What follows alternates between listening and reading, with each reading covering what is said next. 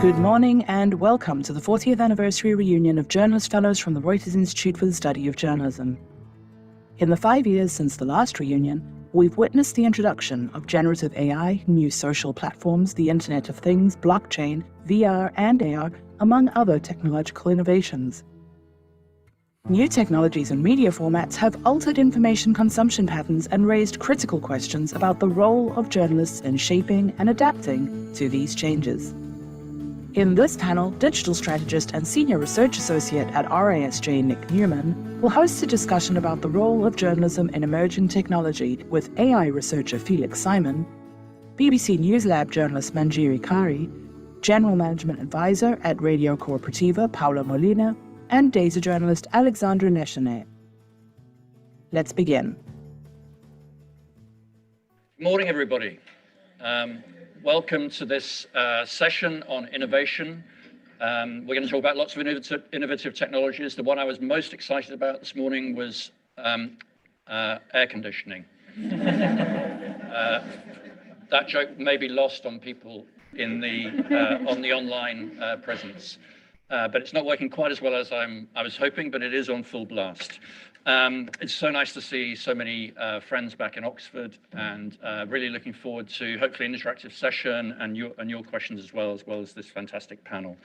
So we've heard that new technologies, new formats, new distribution have altered consumption patterns over the last 5 years or so, and they are starting. They are raising existential questions about what it means to be a journalist in a world of abundant information, in a world of abundant disinformation. And the video you've just seen shows you just some of the changes that we've seen in the last 5 years or so since the last reunion. Explosion of podcasts, the rise of TikTok, the emergence of newsletter platforms, step change in how we do data investigations. I mean, so many different ways of finding and telling stories now. And then we have all these new devices on which to access news and information: smart speakers, smart watches, AirPods in our ears, AR headsets on the way. And maybe some of these have not stuck, the blockchain, NFTs. But of course, now it's all about generative AI, and we will talk about generative AI in the next hour and 20 minutes or so. Before I get the panel to introduce themselves in a bit more detail, because they have fantastic CVs and credentials, I want to get you involved with a poll.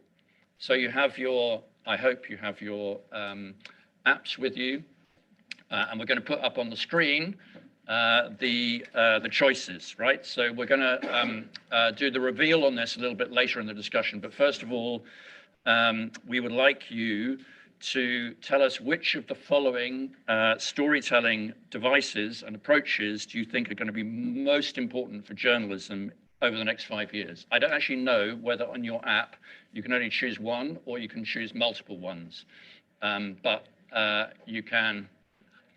There we go. So I can now see what you can see. So you've got 800-word written articles. How important do you think they're going to be going forwards? Newsletters, podcasts, video, bots, increasingly just asking for questions and getting answers, posts on Facebook and what we used to call Twitter, immersive or augmented storytelling, so things like XR, virtual reality and AR. So there's no signal in here. This is going to work really well. So what we're going to do is we're going to hear the views of the online people, or if you have any Wi-Fi access, of course you can do it. But thank you. So we'll come back to that when 2 or 3 people have managed to get through the Wi-Fi stuff, and we'll do a big reveal on it. But first, I want to just hear a little bit more from our panel.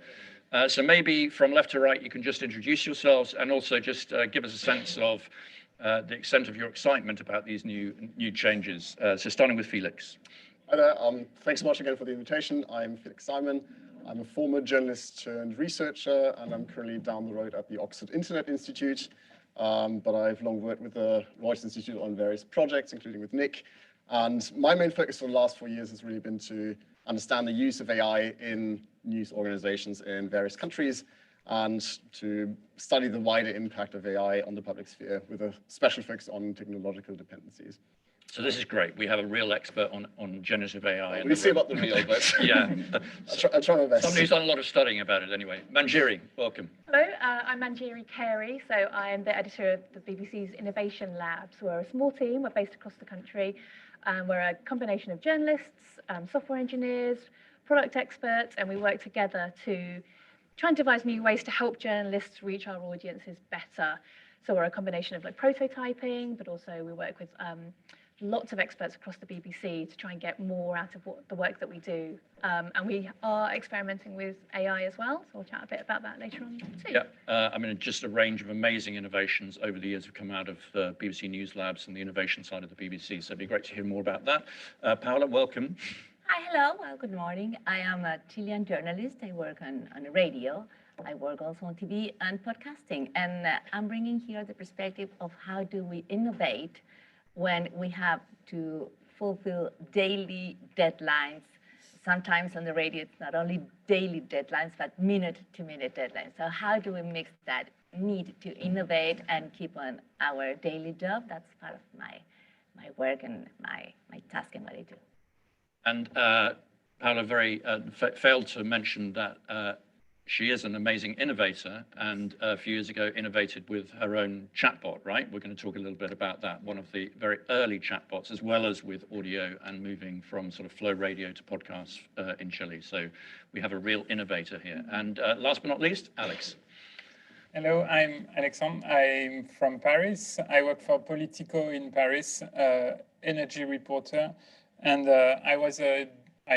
maybe I'm a data journalist for 10 years, and I have a background in computer science, and I came to journalism thanks to data journalism and how we can use data to tell stories and uncover new information. So. Perfect. We used to call this computer-assisted reporting, right? Yes. I think I prefer data journalist. It's good. Great. And I think you probably saw on the screen the Wi-Fi credentials, so you still have a few. It disappeared. Well, what we're gonna do is, we titillated you with it. We're gonna bring it back, and you're gonna see it again, and you will all have, some of you will have a chance to take part in our poll. We have an even better poll coming up later, so it's worth getting on. Okay, so I really just wanted to address this issue of just the pace of change.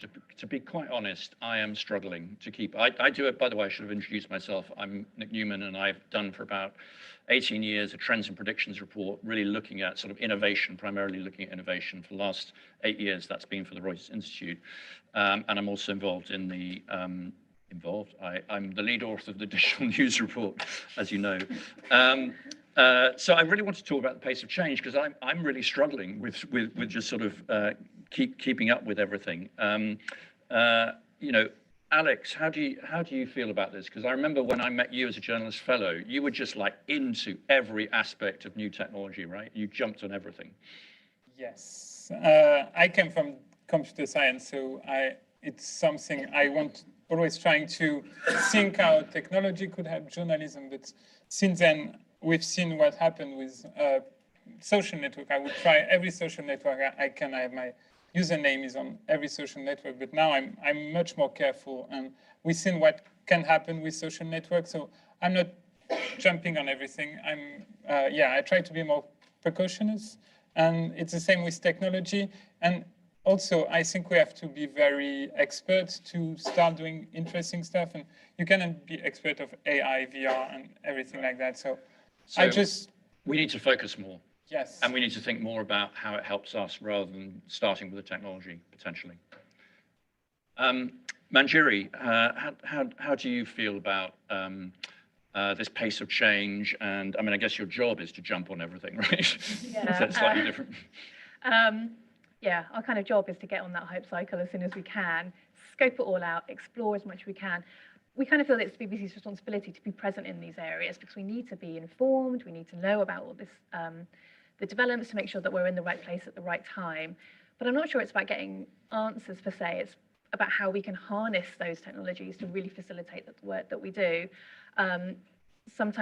Often what we've done in the past is kind of try and make these platforms work for us, but I think we need to switch that around now, and we need to be where our audience or our users or the public is.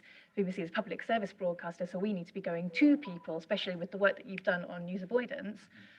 We need to be going to where everyone is rather than just sending our information out into the ether. The other thing is also that it's not just for us now in 2023, it's preparing for the future. And there's nothing more leveling than having a 9-year-old child in the house who tells me that, oh, you're so old-fashioned, you know.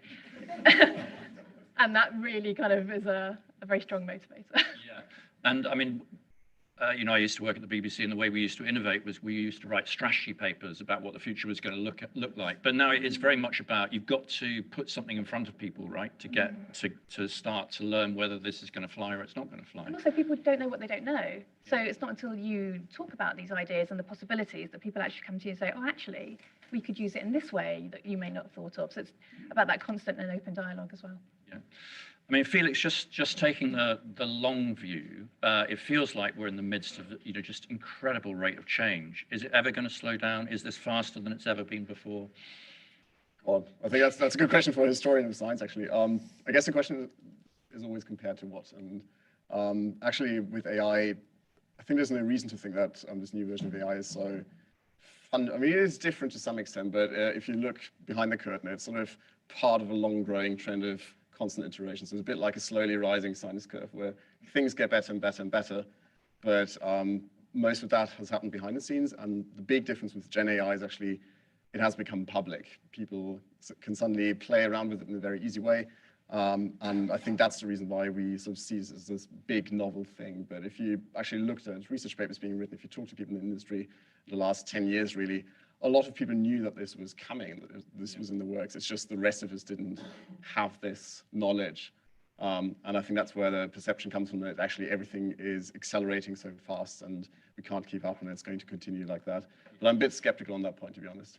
I mean, AI is one particular answer, but, you know, it just seems to be happening on all kinds of fronts, right? I mean, the world seems to be, of digital media seems to be incredibly unpredictable right now. You know, social networks, it's not just AI, is it?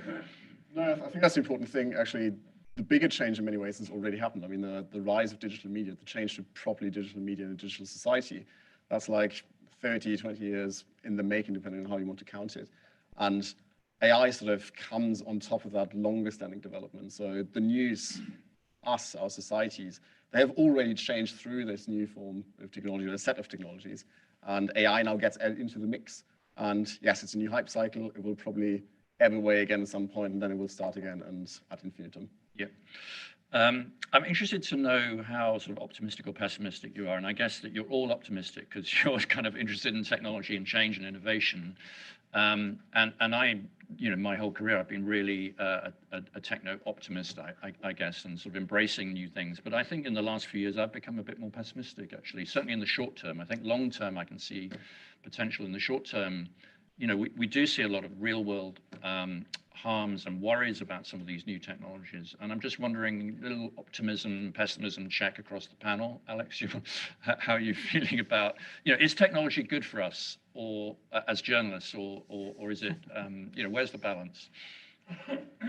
I think I might be as pessimistic as you and thinking that technologies could be great, but if we are running into it, we don't see the bias and we just carry them with us. So we have to be, as I said, more cautious. And it's when we look like all the things you said, like TikTok and VR, and like VR was 5 years ago, people were saying we're going to do VR because they thought it would give them more money, and they just tried something and nobody bought it. So now it's over, and maybe we didn't envision the best way to use it, and we just run into the wall. And maybe, yeah, we have to be maybe more slowly, a more slow approach. Yeah.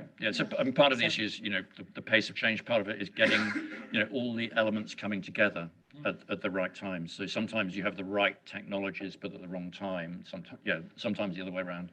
But it is so important the way we face technology, and especially as journalists. I think we've been a little bit of traumatized because of the way technology has disrupted our business, our core mission, the way we see misinformation and disinformation. It's really, you know, like we feel like a little bit like hopeless sometimes. So I think we need to avoid three things.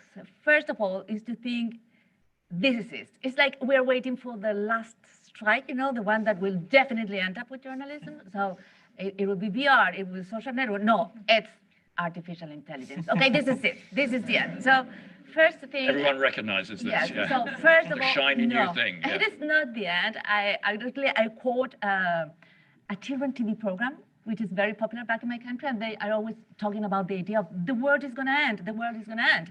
And then suddenly they are sitting here and the world ends. And somebody says, the world ends. Yes, but we have a new one and it already started. So I think that's the way we need to deal with technology. Yes, of course, artificial intelligence will be such a challenge. But okay, then that's what we are here for, no? To embrace challenge. So that's the one thing to avoid, the end of the world scenario. Second one is to get paralyzed. Because we have so many tools. It's like, okay, we're going to do video, audiograms, videograms. Or you have a podcast, it has to be on YouTube. So do I have to be a YouTube podcaster? And then you have to do everything one on top of the other. No, like, so what happens when you have to do everything and anything? You get paralyzed and you don't do a thing. It's a great point. I think people just feel overwhelmed by the number of things they're now being asked to do, and it's like one on top of the other, and it's debilitating, right? And the third option, which I think is horrible too, is that you get into everything and anything, everything, everywhere, all at once. So you're doing everything, and you're trying to, you know, making this balance. Let's forget about family and friends and all the other stuff that we have to deal with and that we love and we care. So that's a third scenario that I will really, no, those three, no, focus, don't panic, relax.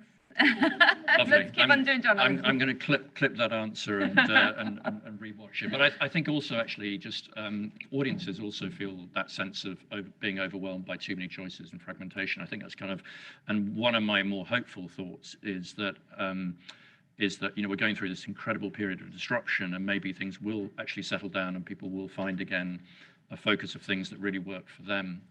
So I think that may or may not happen. Manjiri, are you optimistic? I am more optimistic. I look at it more maybe in a different perspective, in that so much of this is about the democratization of information. People can now get what they want when they want it in the way that they prefer it. It's a lot of the BBC's mission is to help kind of orientate people in their lives, help equip them to become better citizens, become more involved in their communities, vote, those kinds of things. These changes give people that power back as well, so they become more, we're not just sending that information out to them as passive consumers, they're able to come back to us as well. And that's just really important. People feel empowered in that way and they don't feel so powerless, because they can be those kind of journalists as well.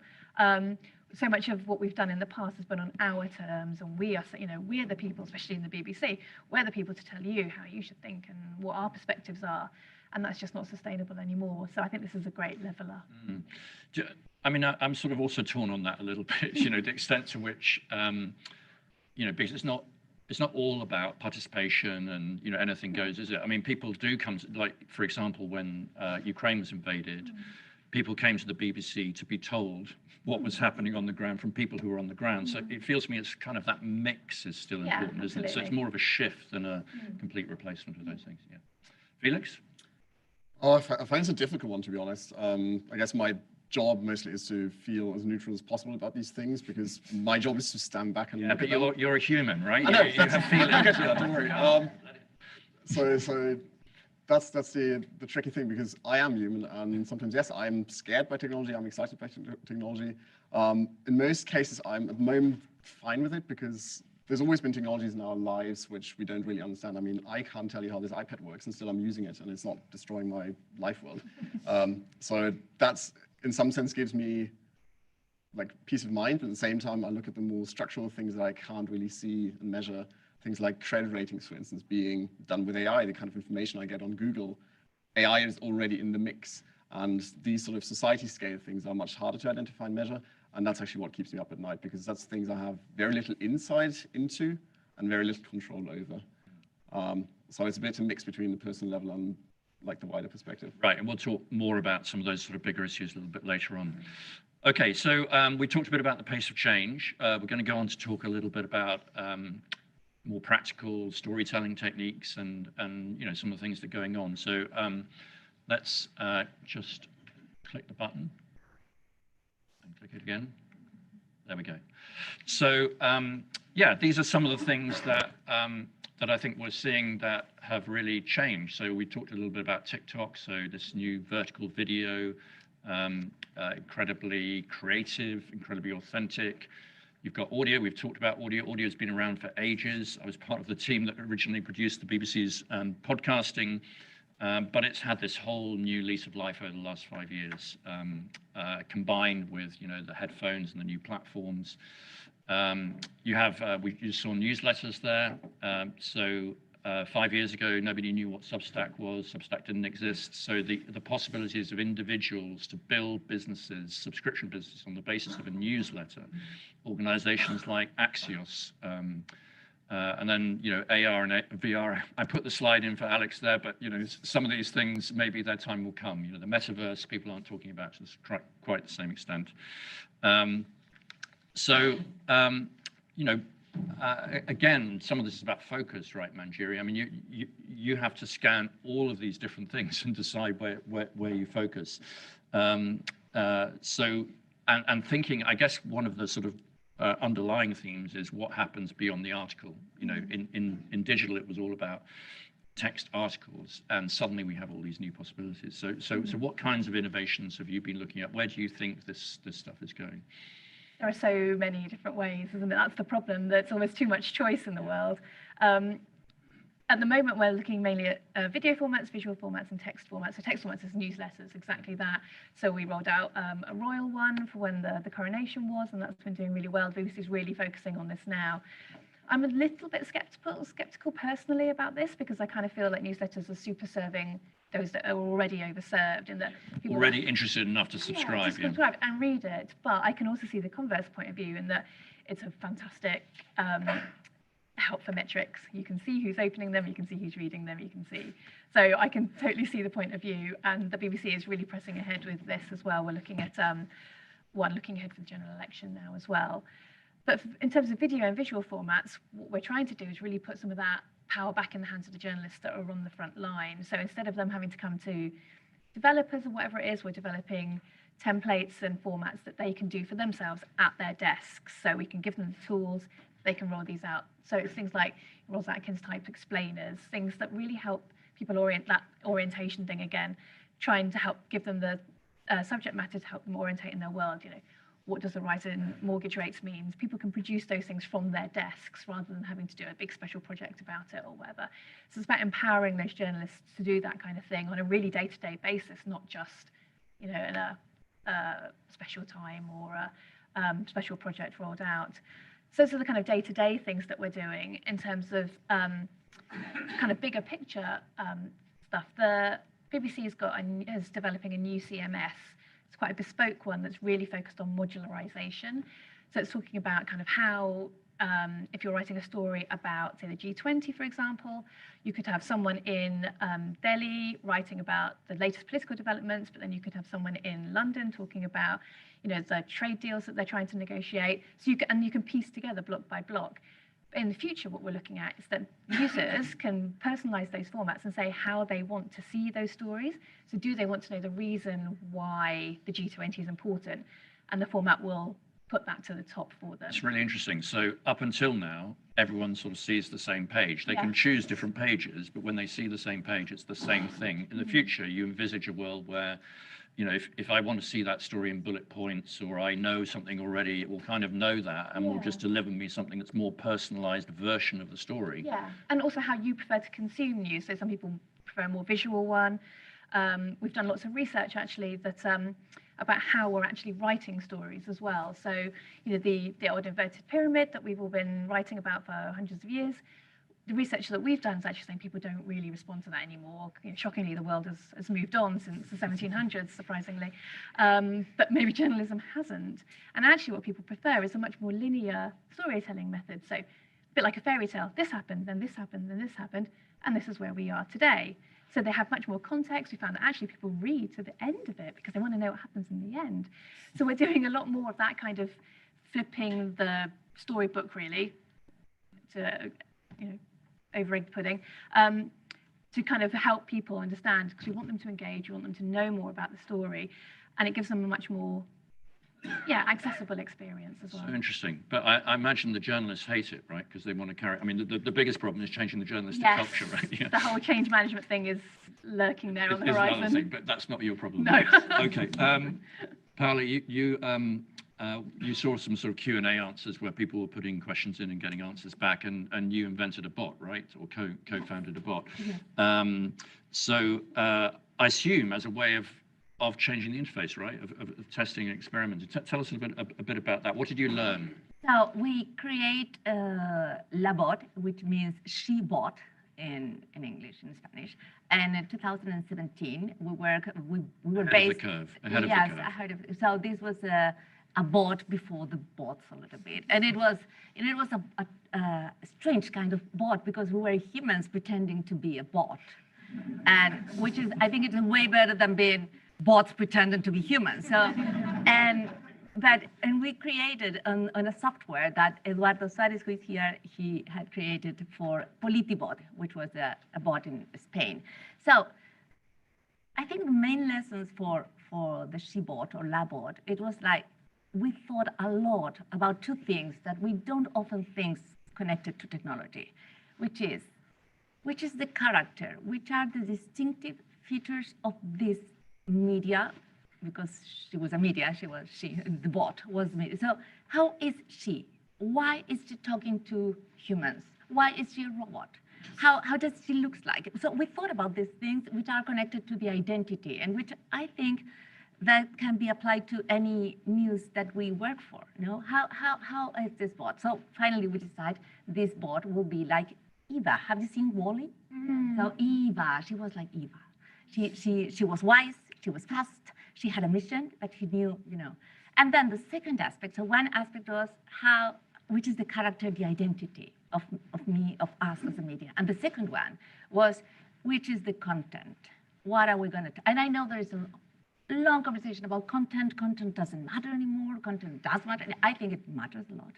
So this bot, she was determined to tell very sort of boring stories a little bit, like electoral distribution, like Congress, financial and campaigns, things that are really hard to keep people attracted to, but we think are very important. So she was telling all these stories in an attractive way, and that was one thing that I learned, and I try to apply every time. It's like bringing personality to what often digital media is very clinical, isn't it? It doesn't really give you that sense of personality. And so what your bot was trying to do was to combine personality and facts in a way that engages exactly. people. And then to focus on content, because it's not about what are we going to do with this new fantastic tool, bright, full of colors, fast tool. Well, what content I'm going to put into this, and it's so important for us. Did it actually work, though? I mean, you talk very excitingly, but did anybody use it? Did anyone get what you were trying to do? It did work. It was sharing the stories on Telegram and Messenger, but then, and that is another learning, this was before the artificial intelligence hype. So, and people began to talk about this she-bot on Twitter. And it was saying, hi, bot, we love you so much. You're so, I know, so people were, and we were, as creators, we were connected to this bot as if a sort of an entity. Exactly like when you say, I was talking to ChatGPT, and I realized very soon, very early, we humanize everything, and we can even humanize that. I mean, this brings us neatly on to ChatGPT and the, many of those early bots kind of were great, but they didn't really work. And even things like Alexa, actually, people thought that everyone's going to have conversations with Alexa, and they're just using it for turning the radio on mainly. But is it going to be different? Is the future, Felix, going to be that actually this does become a dominant way in which we interact with content in a way that the touch screen has been over the last 10 years for mobile? I don't really want to make a predictions because experts are horribly bad at them.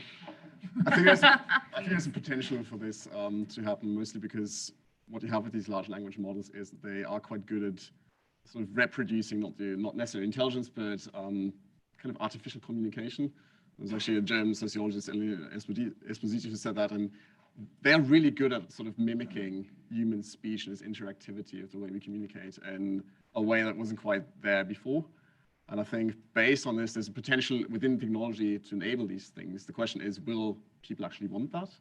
And will there be providers who build the technology, build the devices that will be needed to enable this? Everything is there. You've got the mix. The question is, will there be enough uptake? And it seems, at least to me at the moment, that yes, it's probably going to go in that direction. But again, it's hard to tell. Yeah. Alex, let's talk a little bit about data visualization. I think, data visualization is not new, but what's changed in the last 5 years actually, in terms of the tools and in terms of because it does. I mean, I'm particularly thinking of something like COVID, for example, where it seemed to really leap forward in terms of people appreciating the way in which you can tell stories really concisely, but also really in ways that really have impact. Yeah, it's not new at all. I remember it's one of the first front page of The Guardian as a graphic data visualization, and we won't say the name, but I think all of that is mostly rebranding, and like data journalism, you say it's computer-assisted reporting in the 70s. Now, we rebranded it 15 years ago because it looked more shiny. I think when I started, we were 15 years ago now. We were trying to do our visualization. We had new tools. We were using Google Sheets, and we were building from scratch visualization. It was, for me, it was hard to keep on because we were, as the time passed, you have to be good on webs and then on mobile, and you have to think about everything. So I quit that data visualization, and there is now new tools that are very easy to use for journalists, like Infogram or Data Wrapper. And it's, as you were saying, it's empowering journalists to just take the data and it show everything, it take care of all the screen. So in a way, we don't need those data specialists anymore. Yeah, because ordinary journalists can do it themselves. And they can focus on different stuff. And for example, what's Upshot, from the New York Times, are doing very big graphic design, a very interesting thing where they try to explain science, social science with data visualization. It's pretty interesting. And what I like also is how you can, with Data Wrapper, you can only do like small data visualization, but when you have time, you can try to bring the reader with you and say, just tell me about yourself, and I will show you where you are on the big picture. And you are this point, and people are richer than you or poorer than you, and you are. And I think it's really interesting. And I had something else to say, but. Yeah, and about COVID, I really liked it because it was. You like COVID? We all love it. I had a bad experience, but I'm glad you had a good one. Yeah.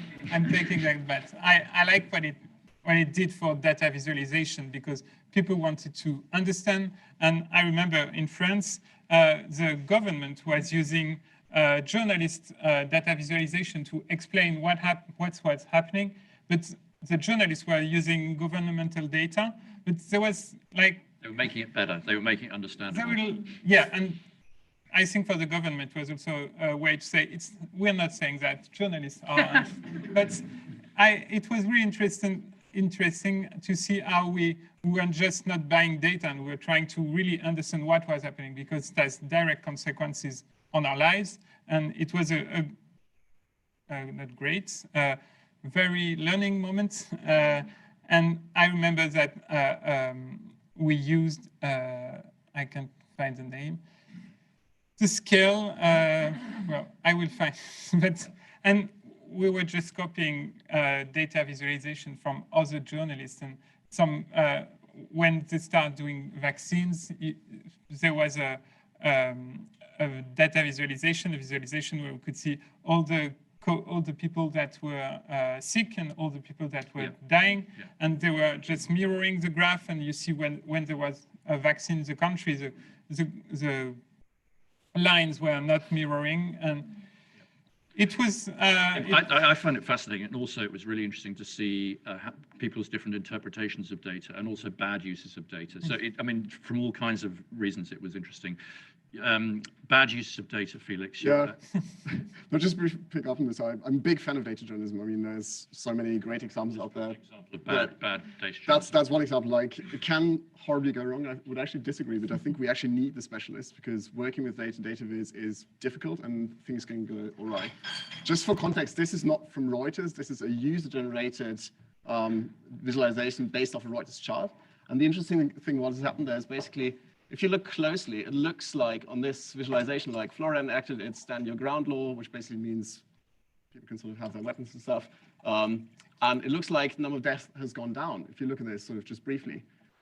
Now look closely, see where the zero is. So they flipped the axis. And so actually, if you flip that the other way around, you can see that deaths have not gone down, they have gone up. Technically it's correct, but it sort of plays with our perception of and our knowledge about visualizations and how data is presented. And that's just one example. There's many, many more, especially during COVID, where this has gone horribly wrong. In some cases, it's just mishaps. In some cases, it seems to be more intentional. And I think that's the reason why we have to be careful with that stuff. And actually, we need the specialists who can understand the data, who can interpret it properly, and then visualize it in a way that is both intuitive and understandable, but also correct. I don't know if we can show the results of the poll that we did on 10 minutes. Okay, it's taking a long time to process all of your information. So many votes. Progress. So many votes coming in from all around the world. Well, we may have to scrap the second poll, but we'll see how we go. Okay, so I think let's just move. What I'm going to do is one more little sort of chapter about, we're going to talk about Gen AI. And then we'll open it up for questions and yeah, whatever you want to talk about or perspectives you want to add. So yeah, Gen AI.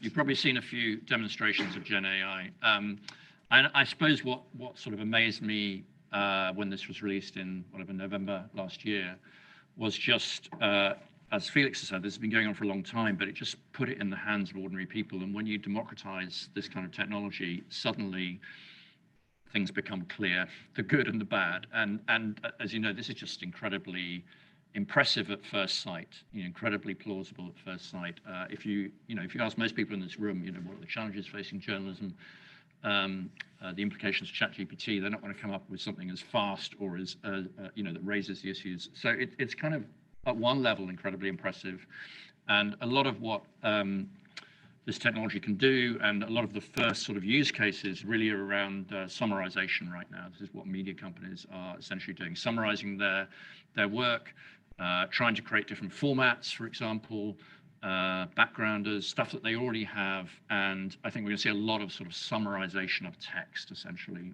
in different ways. Of course, it's not just about text. It can also do images. This was the front page of our Trends and Predictions report this year, and just a sort of prompt where we asked it to create something in the style of a graphic artist, American-French graphic artist we really liked. And it just produces this really strong image, which did really well for us in social media, and you can just get it at a touch of a button. So obviously raises all kinds of issues about copyright, and this is going to keep media lawyers in business for a long time. And then of course there's it's not just images and text, it's also video. This is a well-known example. Semaphore, the US startup, have been experimenting with taking an art. They had these eyewitness interviews with people in Ukraine, victims of the war in Ukraine, but they didn't have any footage, and so they got an artist to create a style, and then the footage was essentially created to illustrate it through artificial intelligence. Lots of examples like this, which are really innovative.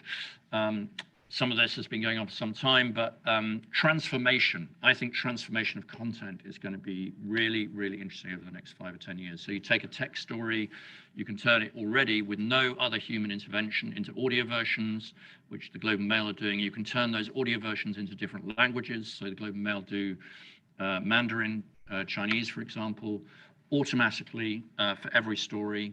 That kind of transformation. You have Yle in Finland, who started a Ukrainian service for refugees on the right there, something that wouldn't have been possible without AI. So it's AI and then obviously the copy is checked by a Ukrainian-speaking journalist, but it just brings down the cost. And then we've talked about bots, right, and personality.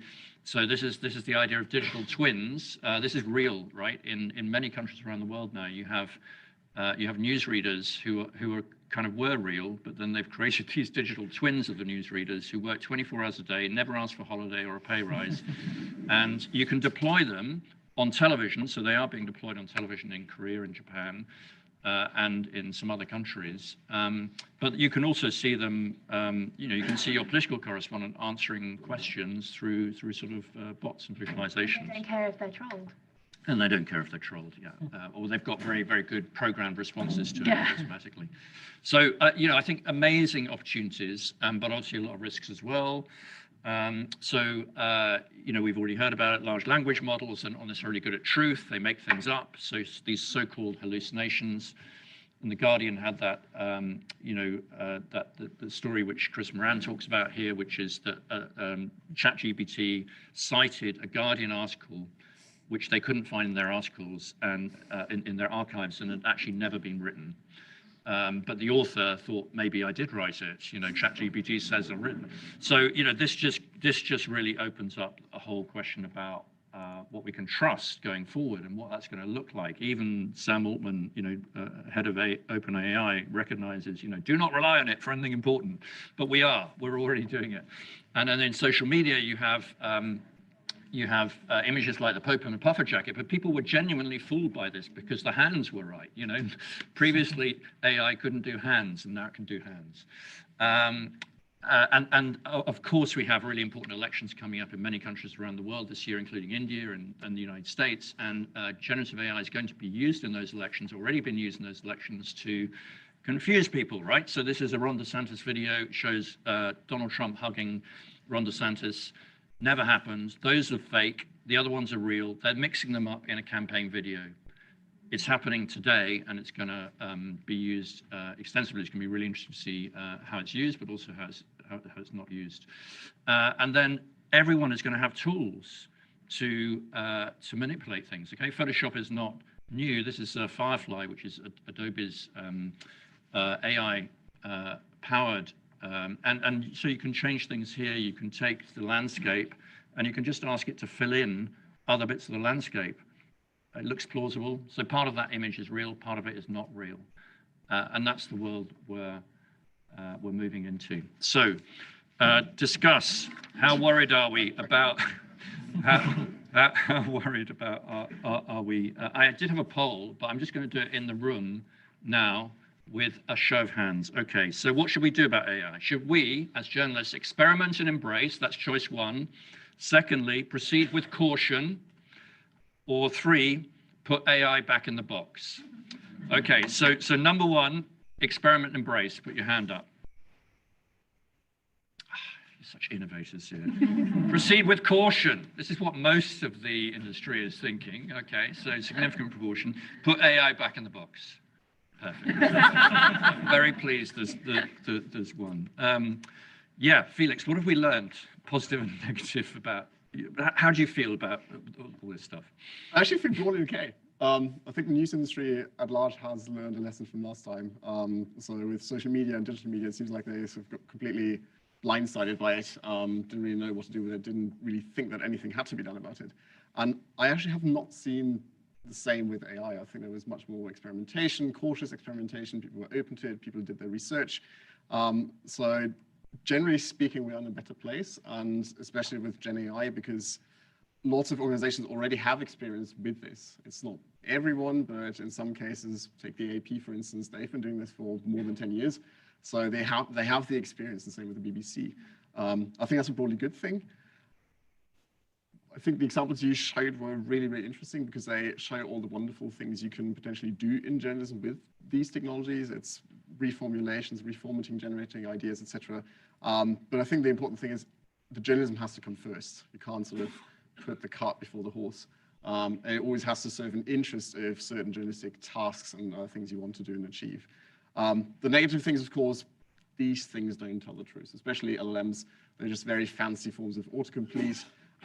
They can't, there's very heavy debates within computer science if they ever will be able If they to ever do will, that. the bigger the model might be worse. Exactly. Yeah. And I think that's the important thing to remember in that context, that actually there is some sort of natural limit to what we can do with them at the moment. Manjiri, I mean, specifically, what kinds of things are you, we'll come back to the poll in a minute. What kinds of things are you doing and how are you thinking about it at the BBC? A lot. It's taking up most of our time in labs. Labs is quite a kind of unique space in the BBC, so we're a relatively small team, but we are kind of special in that we're kind of away from output. So what we did initially was we built an experimental version of our new CMS, which is called Optimo, so we could plug all these things in and test them out in like a relatively real environment, so we could really have a good playground. So we plugged a lot of these language models in. We've developed some ideas and products that would help journalists. So things like bullet point summarization, as you mentioned. Also, we developed a thing called Tell Me More. So one of the things I think that speaks to your bot idea as well is that lots of people are embarrassed that they don't know about a lot of stories, and they don't want to have to ask a real person. So asking a bot is perfect because they're not going to judge you, are they? But this is a bit like that, in that if you're doing a story, for example, about the G20, let's say, people might be embarrassed to be looking up who are members of the G20 or what's the point of the G20. And we would be able to automatically put your story link in, and it would suggest keywords like G20 or inflation or mortgage rates, whatever it is. And it would auto-generate a summary of what that was, a definition. It would always go through, obviously, all the usual caveats. It would always go through a journalist. But instead of the journalist or the reporter having to go and find another article, copy, paste, as we would do, put it back in, with the inherent mistakes, it would auto-generate that for you to sub. Is this for audiences to read? Yes. Okay, so it's essentially providing different levels of context. Yes, and you can drop down, so you can choose what you want. Yeah. So it just makes ongoing news stories specifically much more accessible. You're coming in halfway through a Ukraine story, you'll get a few definitions or explainers. We're also doing things that built into our Optimo CMS, things like check your work. So you put your link in and it will grade you how well this is written in terms of readability, story length, sentence length. We forget that the average reading age in this country is 9. So lots of the stuff we write, I would argue, is showing off to other journalists. So we have lots of long sentences. So it makes suggestions. It won't tell people what to do. No, but it'll say, why don't you think about cutting this sentence? Why not simplify this topic to make it? We're a public service output, so we're meant to be here for everybody, not just people that know everything already. One of the things we did to help inform us about this is we had lots of workshops with journalists who were on the front line, and we got them to map their workflow and then identify which areas they would want AI or generative AI to get involved with and which they absolutely would not, like black sticker against things that they would not want Gen AI to ever be involved with. And one of the things they said was writing headlines. No automation system should ever be involved in writing headlines. That's a pure journalism function. But one of the tools we developed was something that we called Headline Helper. So this is totally sealed off. This is not in audience facing in any way. It was basically just something that we could see if we could engineer it. And what it was, I'm sure this is the same for a lot of you, when you write one headline, you then have to write a different version for SEO, a different version for this platform, a different version for that platform, all different lengths. And that takes time, but Headline Helper would do that for you. So it's just a really speeded up version. What's really interesting is that almost every media company that I talk to is developing one of those right now. So I can guarantee people say they don't want it. People say they don't want. I can guarantee you that will be one Once of the we main started things. Exactly. People don't know what they want necessarily because they don't know what's possible. Once we started talking about it, everyone was like, "Oh my God, I want this now! I can't be bothered to write 45 characters, 32 characters, 56 characters." But that's what we are trying to be here for: is to help journalists do boring, repetitive work much more quickly, much more effectively, but always keeping them in the power, in the loop. And I think it's interesting you're talking about a lot of sort of internal processes to make things more efficient or help journalists, but and also audience-facing stuff. But Alex, I know you've done a lot of work with data investigations, and it's really, one of the problems with that is cleaning data and all of that. And Gen AI seems to be speeding that up enormously, doesn't it? I would love to have tried it and tell you because you don't do it anymore, right? I tried, but maybe one day I will have a full week of time to understand. But what I'm told is it it literally takes something that might take days and yeah, turns but it into I 10 talked to a minutes. friend and they tried it and they use something like AI to clean data, but then they find some mistakes of they have to redo everything by hand to just be sure that there was no mistake in the data. So I think, is it over-promising again? Are we over-promising about I AI think again? sometimes you can say to people, like there was great investigation by BuzzFeed on and BBC, I think, on the bets on tennis, and they say we think that there might be 15 tennis players that are playing fake games to just win bets and things like that, and they can use the good words. But when you say we think that these people, thanks to our AI computation, are committing fraud or something like that, you have to double check everything. So is it really helpful to make the first filter with AI? I don't know. Maybe it is. So potentially some things are quicker, but it not necessarily transformational. Paula. Yeah, I think there's something very important about the way we are going to frame the conversation about artificial intelligence, because I think one of our mistakes was to think about social networks, for example, as a problem for journalists, only for journalism, and not as it really is, which is a problem for for everybody, for our public conversation. So I think that's the same thing applies to artificial intelligence. I would like to see a conversation, and I think it's framed in a different way, but I still we need to work on that. This is not a problem. I mean, misinformation, disinformation is not only a problem for journalists, it's a problem for everybody. So that's one thing I would like to say. And even being an optimistic, I will be, which is the poem, don't step gentle into that. A good night. Yes, but consider the different situations. I think artificial intelligence poses a lot of risk. I mean, as a radio broadcaster, I've been broadcasting for decades. The idea of an artificial clone seems very attractive to me, and I feel like I'm going to go on a strike with the artists and the screenwriters who are already doing that job for us. I think the idea to replace what is human with artificial intelligence, it's really something that I don't like. Other aspect, I was listening to this artificial intelligence, which it cannot even clean data because then you have to do all by hand. The same thing happens with audio transcriptions, which are kind of easier than data, but still you got to check word by word. So it takes a lot of time. So what I think is that maybe we should not only think about artificial intelligence and content, because so far it is not that good on that area, and it hallucinates and make things up and all this stuff. But it is very good for us working on radio and podcasting, for example, for giving us better audio quality. And if any of you works in audio, you know how expensive it is to get good audio quality. It's expensive, it's complicated. How does it do it? Why does it give better audio quality? You can record at your home, and then it will sort of clean. It cleans it up? Yes, Wow. And then you will be like sort of in a studio feeling. Okay. And that takes a lot of money. So if artificial intelligence can do that for you, that's good. But there are so many ways artificial intelligence can help us in podcasting and audio, but there are so many ethical considerations. When we create the podcast area for Cooperativa, which is the radio I work for, it's a very old company. It's 8 years radio broadcasting. It's a very trusted brand. So we need to be very careful about what we were doing. But when we began to work, I was always thinking, okay, where am I going to get the music? Because I need the rights for the music. How am I going to create the illustration for the podcast? Because I need to find somebody and now you can do all that for free. But there are strong ethical considerations around that, I think. So. Great, thank you. So I'm going to take some questions from the audience. I think we probably have, we've probably got about 25 minutes.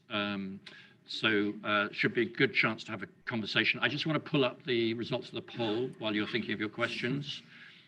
Can we have the results of the poll? I know you've been waiting for this, right? I've certainly been waiting a long time for this. So it's, is it coming? Or should we just go to questions? Maybe I wanted to add something. Yes, I think thank you. Thank you for what's filling the gap. interesting is that from what I understood, ChatGPT doesn't know anything. It's very dumb. It just knows how to tell the next thing, yeah. nice story, and you have to feed it very well, so the story is good. And I think when it's what you say about humanizing, we presented it as something that can answer any question. And I think it was a problem at the beginning that we also want, when we talk about artificial intelligence, we want to imagine something like a human, and you ask a question and it gives you answers, but it gives you very bad answer if you don't give all the good information at the beginning. And I think it was a small problem when we explained it, and we have, maybe it's optimistic to think that we have, as journalists, to explain how it works so people don't use it in a bad ways and risk their career on it if they are lawyers and think that they can ask ChatGPT to write something for them. But also humans are humans, and that you can scrape all the data that's written by humans, but that's not always right. So humans have biases too. Yes. Yeah. Okay, we have the results. This is so exciting. Is that really true? These are really the results. People think immersive augmented is the thing that's most important for journalism going forwards. That's interesting. Social posts, virtually nobody's gone for those. We have to the axis, like earlier on. Help me, it's just the right way round. They've got the axis the wrong way round. But it sounds like you think that video is going to be very important, and I happen to think it is. I think if you don't have video skills, I think a lot of the storytelling we're going to need to do is going to be increasingly visual or using video. So I think that's very astute of our online poll. I'm just not convinced by the immersive augmented myself, but I bow to your greater wisdom. Okay, let's take some questions. We've got stuff in the room. I'm just going to take one, and if we can just comment quickly so we can get through as many as possible. I'm going to start over here. Oh, there is a microphone for the people on the call. Yeah, but it's for people who are not there. Can you just say who you are as well? Yeah, carry on. Okay. So, first of all, my name is Ramisha, and I am from the 2020 and 2021 COVID batch. Great. And currently, I am doing a master's in politics and communication, but a little bit of data journalism as well, from the University of Amsterdam. So my question is, and anybody in the panel can answer, AI products like human news presenters, AI-generated content, mostly facts for websites and social media posts, are on one hand examples of a newsroom's overreaching AI capabilities, and nobody wants their newsroom to be ancient. But these tools are also a loss of human touch and personal connection with the audience. Where do you think we should draw a line? Okay, so it's a question about the personal touch and all of these new possibilities, and how do you keep journalism human, I guess. Yeah. Who would like to take that? I guess I'll start. So the BBC's, one of the BBC's great skills is, as you say, it's as staff, it's our human skills and our human nature. And we never want to lose touch with that. But also I think kind of projecting forward ahead a little bit is that all this stuff is so much going to be in the DNA of our future generations that their level of expectation is going to be so different to ours. And I think they're going to be expecting, none of this is new to them. Auto recommendations, onward journeys, all that, it's all part of their day-to-day. I think getting some of that basic information in this kind of less human way, it's just people just need that information sometimes. It's about striking a balance between really utilizing our skills and our fantastic correspondence, but maybe in a better way. It's a little bit, as we were saying before, is like you can put lots of things into the hands of journalists so they can get stuff out there and stuff done quickly, so you can really focus on that big picture stuff, the kind of really involved participatory stuff. You can make a much bigger deal about it because people have only got so much resource, so you can allocate it maybe a bit more effectively. Yeah. Very brief, I would like to add that you need a little bit of ancienity in your newsroom, because in terms of the core values of journalism, we don't always meet up our own expectations about objectivity and truth, and we do our best, but still those core values, which you can call old or ancient values, need to be there. If otherwise it's only tools and plugs and things, you know. I think that's what makes sense. a lot of people are sort of talking about the future of journalism. Actually, it's almost to double down on the humanity side of journalism. So yes, use technology to augment and make journalism more efficient, but in a world of increased abundance, even more than we've got at the moment, you know, you've got to be distinctive, and part of that distinctiveness of journalism is that it's created by humans. It feels to me. Yeah. So I'm going to take one here. So just speaking to the microphone for the external audience. Bruce Deck from the Journal. Well, I was from the Wall Street Journal when I was here. Now I write books. I want to go back to the making stuff up issue, which is sort of the ultimate thing. Really interesting that what you said about the public wanting more storytelling, more narratives. That seems particularly dangerous for AI because I'm thinking of invented scenes and quotes and people and whole things. So what do you think? I mean, you said that we're not going to train it to not make, there's not going to be a button, no made up stuff. Will we train it to be better at that? Or is there going to be forever, the editor of avoiding made up stuff? I mean, headlines doesn't worry me at all. That seems like a perfect use because for the foreseeable future, there's very likely to be a human person looking at the headline. But a long narrative, what about that? And narratives that politicians can manipulate as well, or political activists for propaganda or whatever. Yeah, Felix. It's a great question. Thank you. Yeah, I think personally from what I've seen, I don't think you can train it to tell the truth because the truth is so dependent on many things. Of course, there are attempts to make it better, things like reinforcement learning through human feedback, so people actually giving feedback to the system, feeding in new and more up-to-date data, which is potentially going to improve these systems.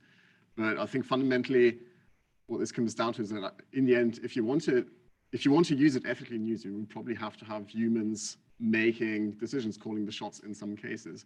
And it may matter more in some use cases than others. So for instance, like having a Wall Street Journal first page article written by an AI, it's probably not such a good idea. Using it to suggest keywords for SEO optimization, that's probably fine because it's not so problematic in terms of the harm it can do.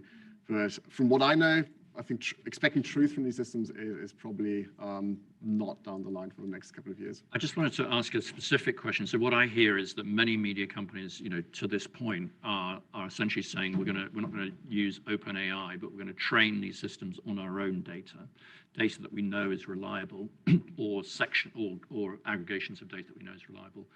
But in that case, even in that case, can it make stuff up? Oh. Yeah. So, you only get out what you put in. So not everything on the internet is true. Not everything on the BBC News site is true. So if you trained it is true, obviously, but yeah.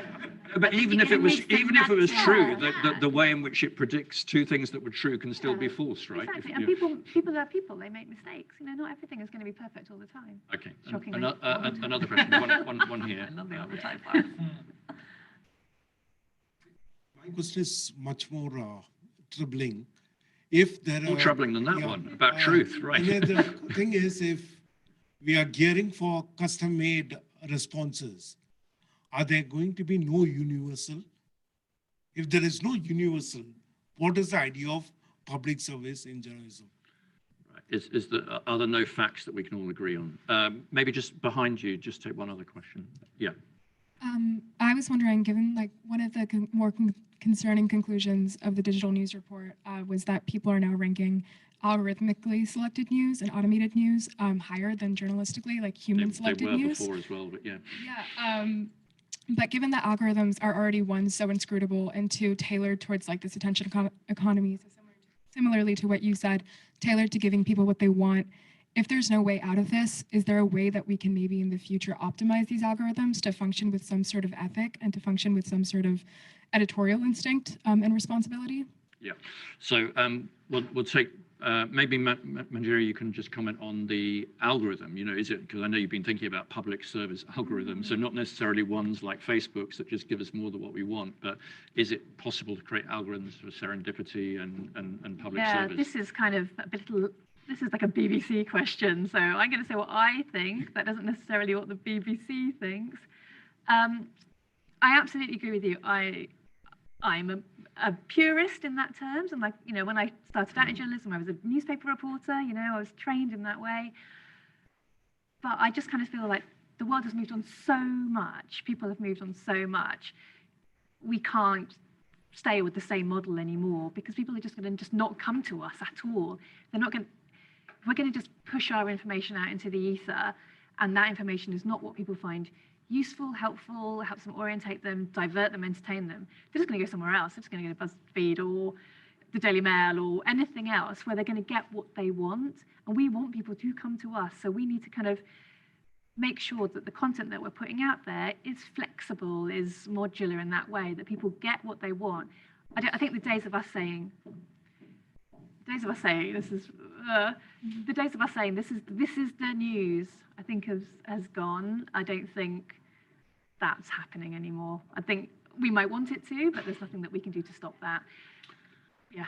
Great. And on this sort of point about people seeing different versions of everything, and there is no common version of truth anymore, or any facts that we can all agree on.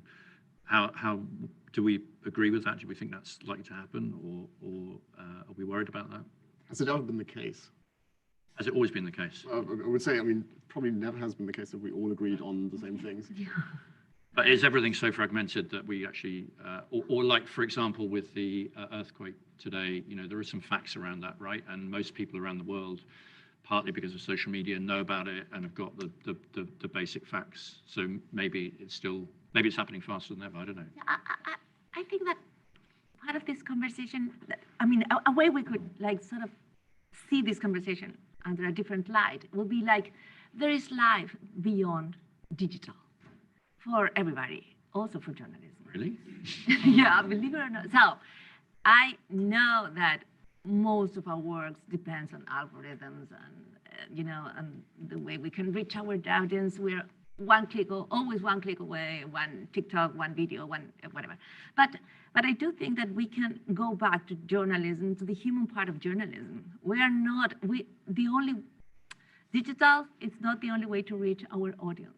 We can also, as a radio broadcaster, we have this old tradition of taking phone calls. We still take phone calls from the audience, and that is, it's beautiful. It's voice like, notes now, I think you'll find. It's all voice notes. That's like a voice. It's not like the shared experience of radio. So, and we still have so many other ways to do this. Like we can connect to our audience through seminars, even if they are online, but maybe we can be in-person things. We can organize. It doesn't have to be such big things, but I think that I remember watching BBC, and when they were, you know, showing how people in Ukraine were covering the war, they were there, and there were these visuals of just journalists waiting for, you know, like exhausted, the human part, you know, and like, what if you could have the chance to go and talk to this person, and to give, like in an audience like this, and to say, this is how it was. Ask me, how did that report, that coverage, that feature. So I think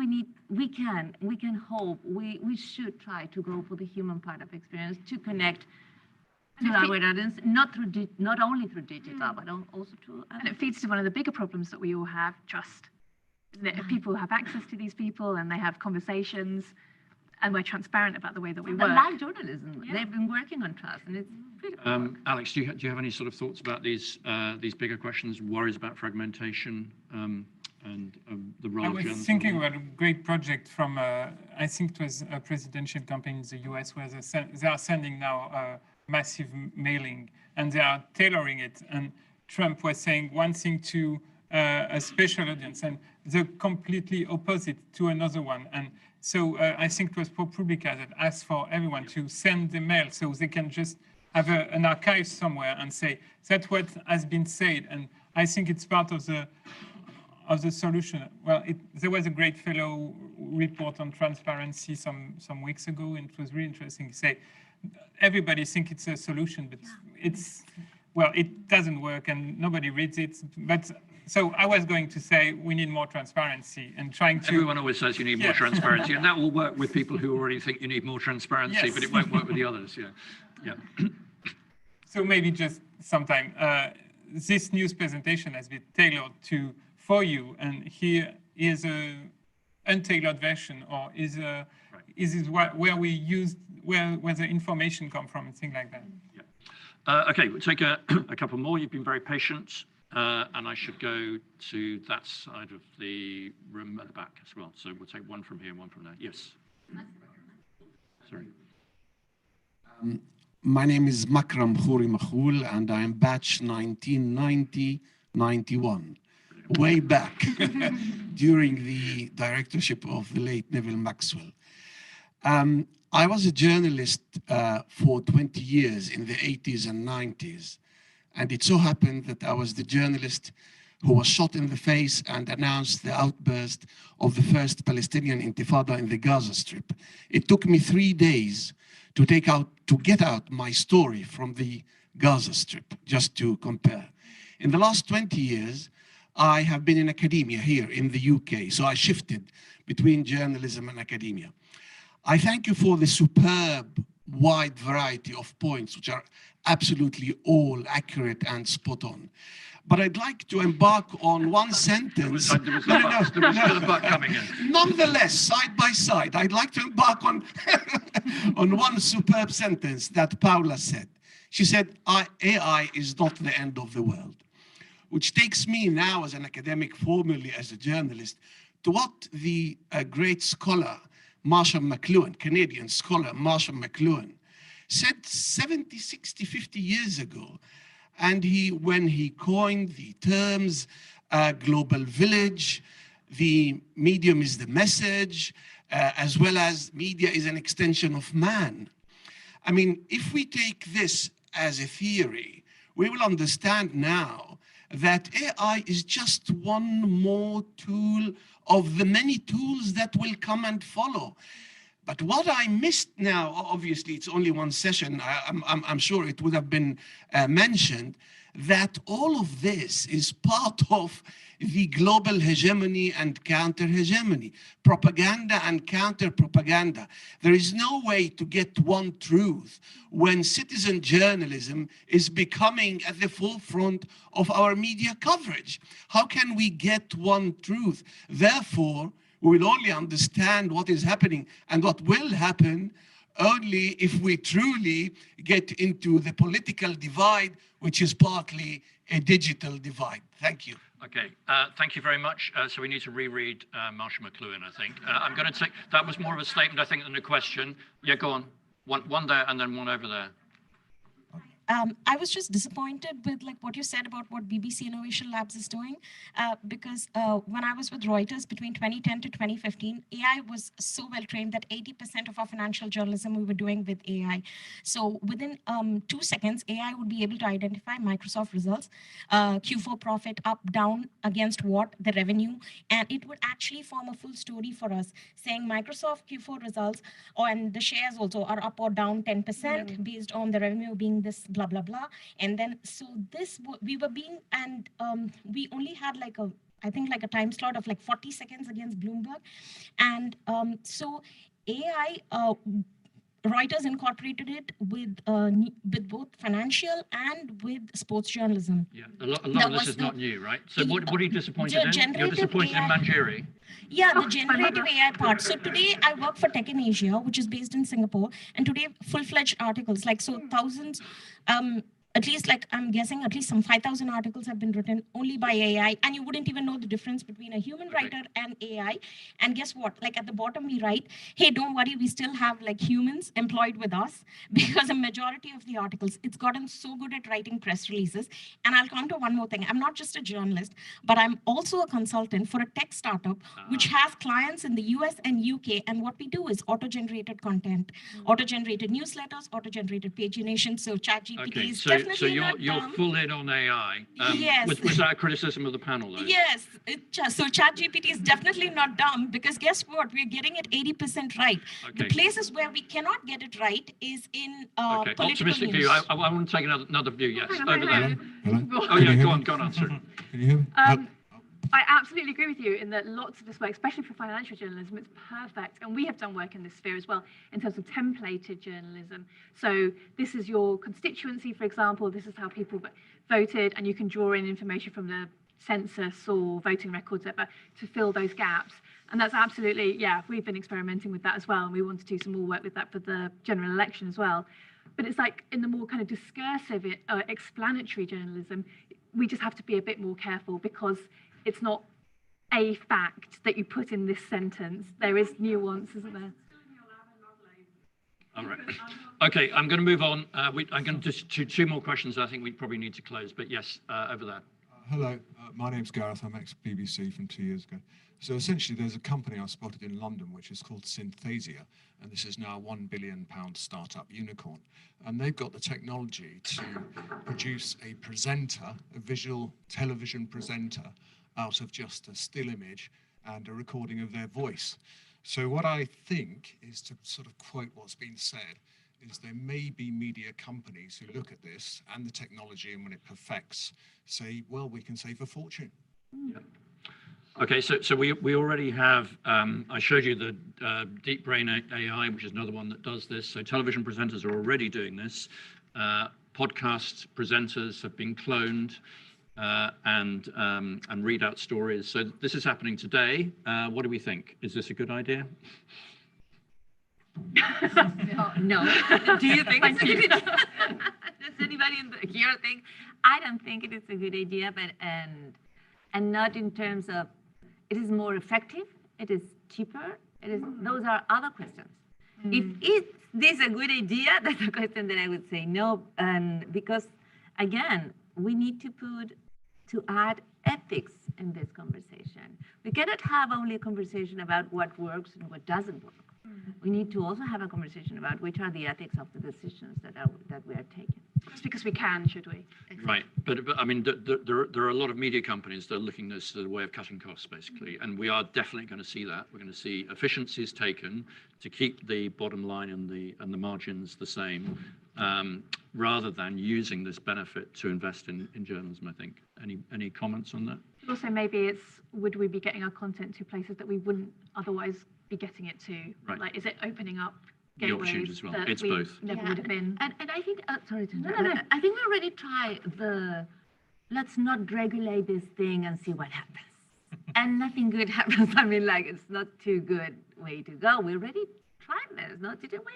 Did we say, okay, we're going to see how this unfolds? And we're still trying to deal with all the problems, societies, political terms that we are dealing with because of misinformation, disinformation, all that stuff. So I think we have the opportunity to think about ethics and regulation. Great. So I'm just going to take maybe one more question here. Do you think it's in the name of democratization of information? Is the world getting more and more corporatized and standardized, including all newsrooms? That's a big question. Is the world becoming more corporatized, homogenized, or actually, conversely, are we seeing more diversity because of social media and the flowering of different opinions, wider range of opinions? If I may clarify, what I mean is, you can say whatever the hell you want, only on certain platforms. And those companies control through their algorithms how the conversations flow. Is there increasing corporatization and standardization of conversations across newsrooms? That's my question. Right. I'd like to understand. Okay. That's a big question, Felix. I don't quite get what you mean by corporatization, to be honest. So I mean Elon Musk controlling who's allowed on the platform and who isn't, and what's allowed to be said or isn't allowed to be said. Google, for example. Google, right. So this is a question about platforms and the power of platforms, Felix. This is right in your wheelhouse. No, actually it's not, because it's content moderation. That's not really what I focus on. I think for content moderation, what I can say from my limited knowledge is, yes, I mean, it's increasingly decisions about what can be said, what can't be said are being made by these companies and by these platforms, most of them sitting in the US. I mean, that's common knowledge within that space of research. Will that actually mean that this sort of moves into newsroom? It kind of depends. I mean, I guess when you, again, look at the distribution side, yes, the way journalistic content sort of gets out is governed by these rules as well. Completely fair. When it comes to the production, that's still an open question. There is some potential with AI that increasing the standards and the regulations and the sort of governance of these companies who provide the technology will move into newsrooms, but we can't really say, or we don't have the evidence. And I would say the hypothesis is a bit it's not the strong, it's an hypothesis, but I don't think it's the strongest argument because there will be pushback. And editorial guidelines and rules and laws sort of shaping this. So classic it depends answer, I guess. It depends, brilliant. We need to get to lunch, of course. But before we do, I'm just going to ask the panel, well, first of all, thank you very much for your attention and for your questions, and we can continue the conversation over lunch. Just one final question to the panel. So we sort of started by thinking about what's changed in the last 5 years. If you think forwards to the next reunion, what do you think will have changed, or what do you hope will have changed? Alex, I'm going to kick off with you. I don't have an answer. I was thinking about newsletters. My daily job is writing newsletters, and if I said like 5 years ago, the next big thing is going to be mail, we would have laughed at you. Everybody would laugh at me. And I remember a former chief at Le Monde one day. We were in a meeting maybe 10 years ago, and she said, podcast is the next big thing. And everybody laughed at her and said, well, you old podcast something old, and now... It was invented in 2004. Yeah, so yeah. I won't say anything. That's because you're being filmed, and it will be played back at the next one of these things, right? But fortunately, Paula is prepared to make predictions and make herself look foolish. So I would like that we could move from a little bit from the how to the why. Like not just how do we do this, but also why are we doing this? This is when we've been working on my company, on the radio I work for. We moved to podcasting, and it was a fantastic. It's been a fantastic, innovation experience, and we're learning so much. And we're not only learning. I mean, we realized that we were learning a lot about how to do podcasting. And then we said, okay, and that's what I'm thinking now. Now I need to think why I'm doing podcasting, why are people listening to podcasts, and how does challenge the radio operation? And what can I learn from here to there? Why can I bring from here to there? Why are people listening to podcasts? Because it's more diverse, because quality audio, because there are more different voices. So I need to bring this to there. I need to focus on the why, and then I have to add that to the whole operation. So that's something that I would like to do. Manjiri. 5 years is no time at all, especially when you work at the place like the BBC, where things don't move so quickly. But I think what I would like to see is all the work that you've done on news avoidance, some of those statistics, to do what those graphs have done and be flipped around, and all those people that we're not reaching, we need to find those ways to reach those people, because otherwise I don't feel like we're really doing our job as journalists. Right, so your hope is that we will re-engage people with news over the next 5 years. By making ourselves more open and more catering, relevant. yeah, catering to their needs. Felix. I think we will be talking about a different technology, but we will still have the same conversations about fundamentally social and political problems, and they won't be solved by any technology. In 5 years. Yeah. Right. Okay, fair enough.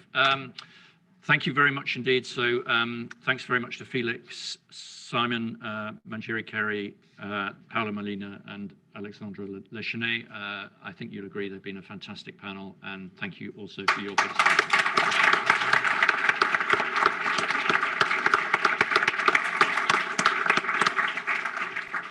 Lunchtime.